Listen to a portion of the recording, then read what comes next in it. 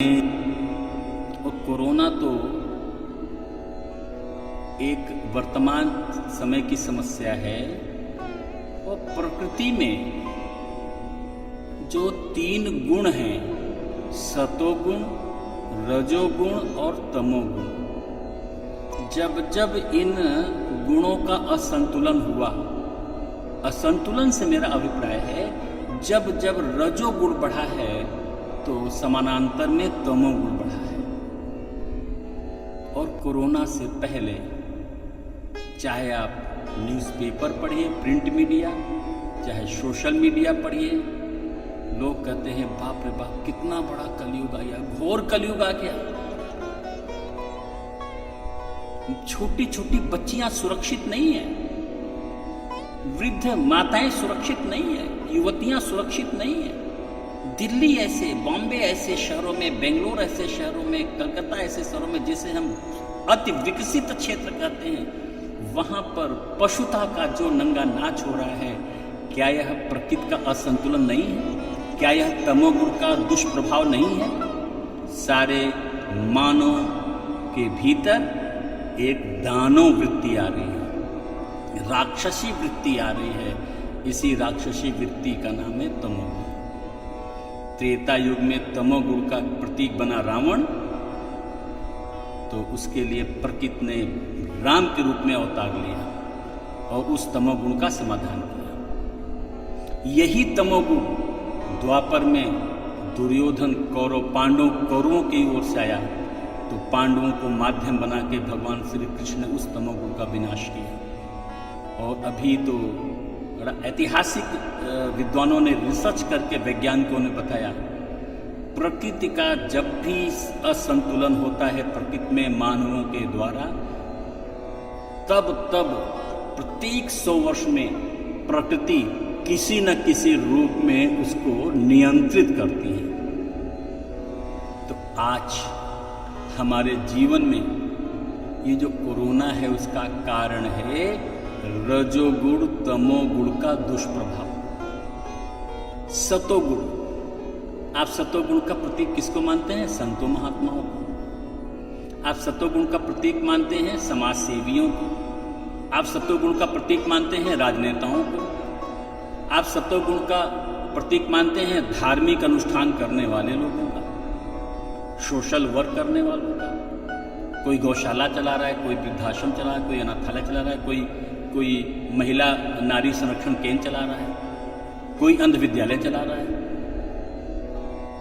और जाके अंदर देखिए तो मालूम पड़ेगा लोगो तो सतोगुण का है, लेकिन उसके पीछे से रजोगुण तमोगुण पुष्ट हो रहा है। माध्यम कुछ बना और उद्देश्य की पूर्ति हो रही है तमोगुण और रजोगुण। क्या यह असंतुलन नहीं है प्रकृति में? दूसरी बात, जरा विचार करें, जब हम तन से दुखी होते हैं तो किसी डॉक्टर और अस्पताल की शरण में जाते हैं, और जब मन से दुखी होते हैं तो किसी संत की शरण में जाते हैं, किसी आश्रम में जाते हैं, किसी गुरु की शरण में जाते हैं। और मुझे माफ करिएगा, क्षमा मांगते हुए, मैं किसी का अपमान नहीं कर रहा हूँ, मैं भी डॉक्टर हूँ और मैं भी आज श्री रामचरितमानस के वैदिक सिद्धांतों और उनके वैज्ञानिक प्रयोगों का दिव्य संदेश आप तक पहुँचाने का पुनीत कार्य भी कर रहा हूँ। उस कटघरे में मैं भी खड़ा हूँ, as a doctor, as a संत। मैं संत नहीं हूँ, लेकिन चूंकि वह कार्य कर रहा हूँ तो आप मुझे कह सकते हैं, लेकिन मैं हूँ नहीं। जब तन से दुखी होते हैं तो डॉक्टर की शरण में, और मन से दुखी होते हैं तो संत की शरण में। बताइए, अपने दिल पे हाथ रख के पूछिए, क्या दोनों कमर्शियल नहीं हो गए हैं? दोनों का दृष्टिकोण रजोगुण तमोगुण नहीं हो गया है?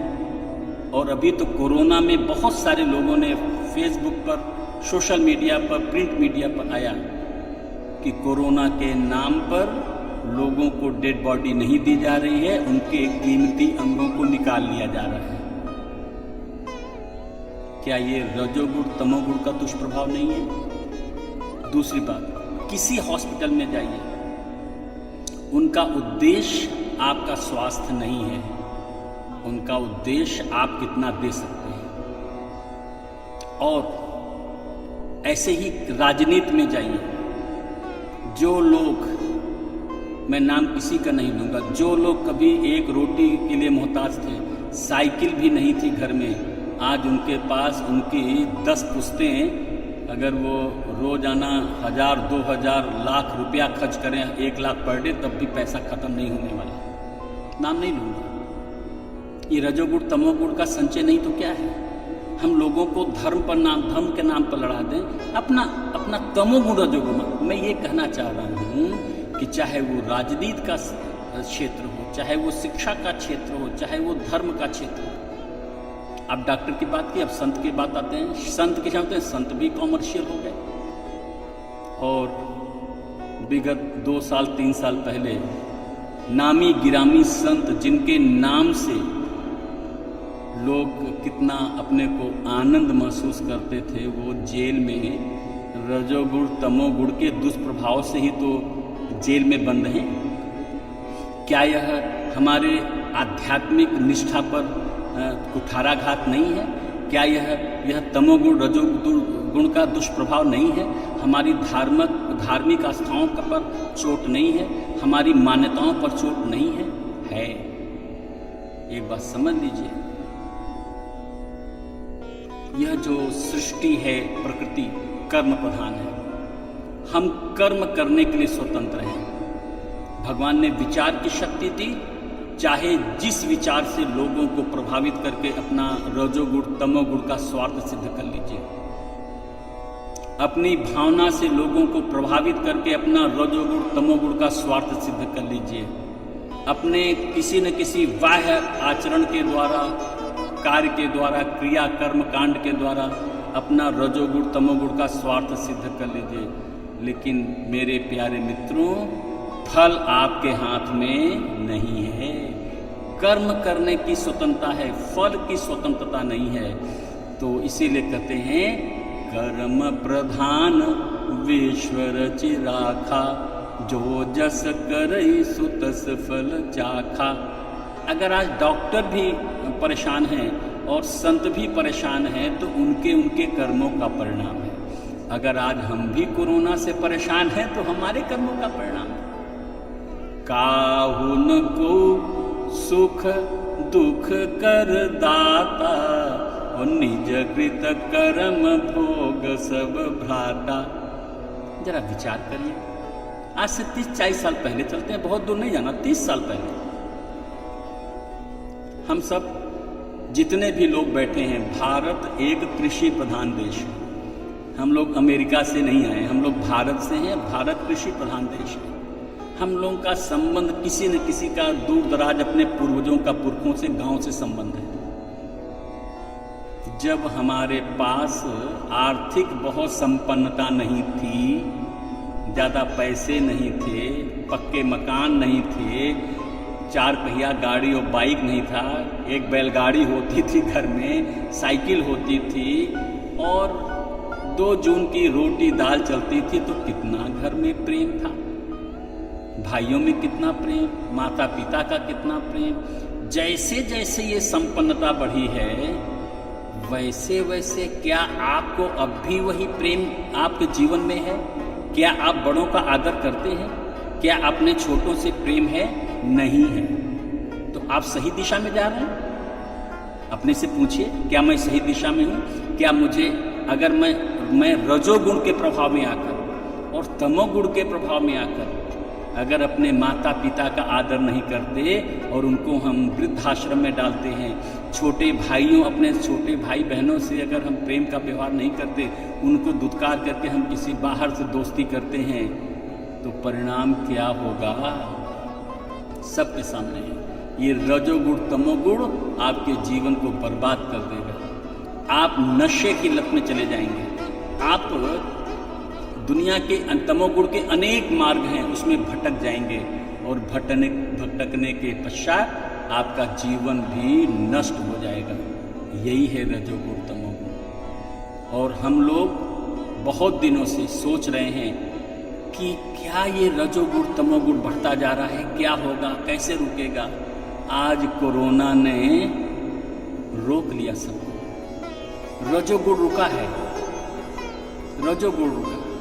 लोगों के पास पैसे की आमदनी कम हो गई, बड़ी बड़ी फैक्ट्रियों की हालत खराब है, पता नहीं कितने तो नौकरी छूट गई, और कितने लोगों ने लोन लिया था, ईएमआई देने की हिम्मत नहीं है। और मैं बहुत सारे लोगों को जानता हूँ, अपने मित्रों को जो विभिन्न व्यापार के सेक्टर में हैं, वो कहते हैं भैया 15 से 20% की सेल चल रही है, इतना तो हमारे अपने दुकान का खर्चा ही मेंटेन नहीं हो पा रहा है, आमदनी तो भूल जाइए। ये रजोगुण घटा। जैसे जैसे रजोगुण घटेगा तमोगुण भी घटेगा। तो ये प्रकृति ने क्या किया है, कोरोना, ये रजोगुण तमोगुण सतोगुण का असंतुलन हो गया। सतोगुण धीरे धीरे दब गया और रजोगुण तमोगुण बढ़ गया। प्रकृति ने क्या किया 2014 में, आप कहेंगे कि मैं किसी पार्टी विशेष का हूं, जी नहीं, मैं इस सृष्टि को मानव जगत जानता हूं। मानव जगत के रूप में ईश्वर एक, ध्यान से सुनिए, ईश्वर एक, मानव एक, मानवता एक, प्रकृति एक, और सबका एक ही उद्देश्य है। जितनी भी इस प्रकृति में सृष्टि आ चुकी है, चाहे वो जड़ जगत है, चाहे वो वनस्पति जगत है, चाहे वो जंतु जगत है, चाहे मानव जगत है, सबका जीवन सुखी और संपन्न हो। ये पूरी प्रकृति का उद्देश्य है, पूरी सृष्टि का उद्देश्य है कि समस्त मानव जीवन का उद्देश्य क्या है, समस्त मानव जीवन के जीवन में संपन्नता और शांति, आनंद, प्रेम हो, सब में परस्पर आदर, सहयोग, प्रेम हो। लेकिन हम रजोगुण के प्रभाव में आकर, तमोगुण के प्रभाव में आकर सतोगुण को भूल गए। तो प्रकृति ने क्या किया, ये जो आज कोरोना आया है वो सतोगुण, रजोगुण, तमोगुण के असंतुलन का परिणाम है। और मैं आपसे निवेदन करता हूँ, अगर आपने अपने जीवन में सतोगुण को बढ़ा लिया और रजोगुण तमोगुण को कंट्रोल कर लिया तो जीवन में क्रांतिकारी परिवर्तन आ सकता है। तो प्रकृति ने क्या किया, 2014 में जाऊंगा।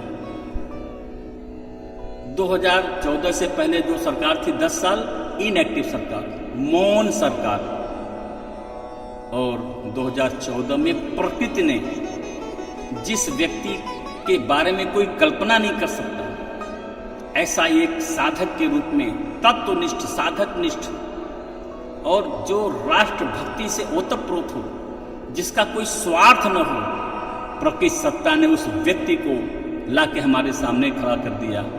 नाम कुछ भी हो, मोदी कह दो, जो कह दो, हम नहीं जानते, एक व्यक्ति को लाया प्रकृति ने। और प्रकृति में जहां बीजेपी के नाम से कोई जानता नहीं था, बीजेपी को वोट नहीं मिला था, वो उस व्यक्ति के व्यक्तित्व पर वोट मिला था और बहुमत की सरकार लेकर आया।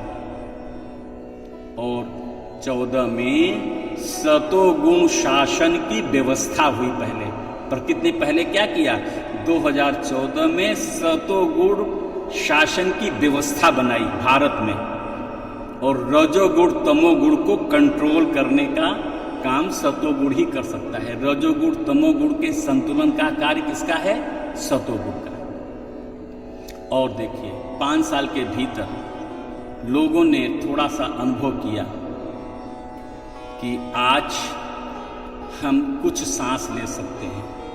लोगों ने एक सतोगुण का वातावरण बना, और 14 से लेके आज तक अभी किसी घोटाले का नाम पेपर में नहीं आया है। शायद आप भी अगर हो तो बताइएगा, नहीं आया है, न कोई भ्रष्टाचार, न कोई घोटाला। और जो सरकार पहले घोटाले की सरकार थी, रजोगुण तमोगुण पर ही केंद्रित थी, उन लोगों ने इस सतोगुण को दबाने का, बदनाम करने का, हतोत्साहित करने का, और जितना ज़्यादा से ज़्यादा उसको परेशान कर सकते हैं उतना आरोप प्रत्यारोप लगाया।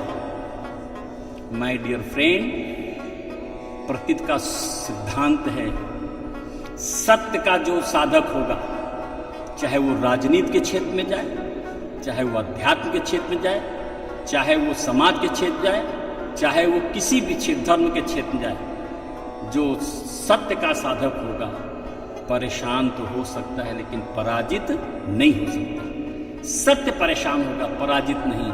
और देखिए 19 में जब पुनः चुनाव आया तो लोगों ने कहा था नोटबंदी हो गई, ये हो गया, वो हो गया, सरकार नहीं आएगी, और सरकार फिर बहुमत से आएगी। किसने दिया? ये प्रकृति ने कंट्रोल किया है माय डियर फ्रेंड। और दूसरे काल में तो जब 6 साल में सतोगुण का वातावरण निर्माण करके कोरोना ला दिया प्रकृति ने, कि शासन तो व्यवस्था हो गई सतोगुणी, लेकिन प्रजा को भी तो सतोगुणी होना है, रजोगुण तमोगुण को संतुलन बनाना है। तो कोरोना आ गया। तो कोरोना में क्या किया हमको?